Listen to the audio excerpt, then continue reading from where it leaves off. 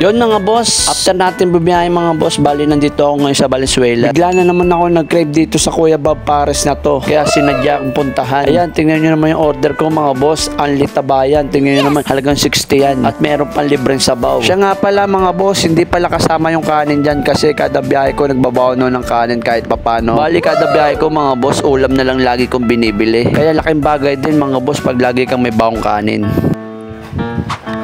Kaya nga pa napapabiyahe ako dito papuntang Valenzuela, lagi ko iniisip itong pares ni Kuya Bob. Para sa akin panalo rin to. Sa halagang 60. Real talking ko na kayo mga boss ha. Sa totoo lang, sa dami-dami ko nakakainan din na pares. Ito lang yung pares na lasang-lasa yung baka niya mga boss. Kumbaga pag kinain nyo, malalasahan nyo talaga yung baka niya talaga. Hindi tulad ng iba, hindi mo malasahan yung baka, lalong iba malilit pa yung hiwa. Ito solid na solid to, halagang 60 pesos. Kaya mga boss, kung gusto nyo pumunta rito, i-search nyo lang Kuya Bob Pares sa Google Map. May kita niya kaagad to. Hindi naman mahirap hanapin to. Madali lang hanapin to. Pati wala kayong problema rito sa pinaka-parkingan nila dahil malawak yung parkingan nila dito. Tingnan nyo naman yung tsura ko dyan mga boss. Tingnan nyo parang hindi ako bumiyahe. Tingnan mo yung mata ko. Magang-maga. Parang good morning glory ako dyan no.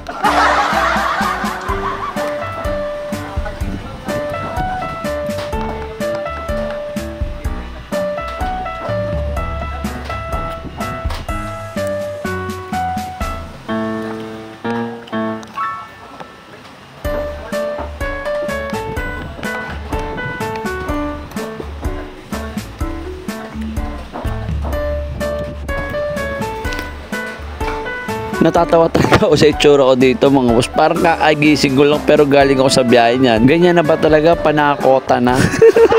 Joke lang mga boss ha. Hindi pa ako kota yung time na yan. Tamang food trip lang ako kasi nabutan ako ng tanghali dyan sa Valenzuela. Ay no, tingnan nyo yung taba. May makikita ba kayo niyan?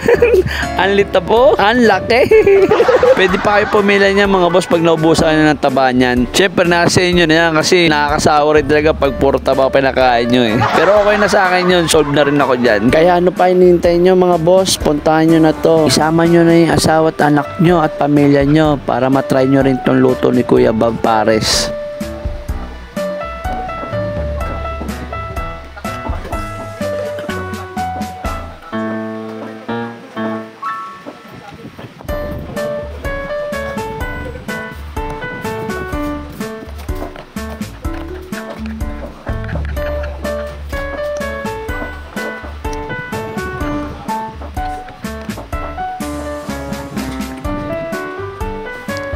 Yon, solve na naman yung araw natin mga boss. Kaya hanggang dito na lang mga boss. Maraming po salamat!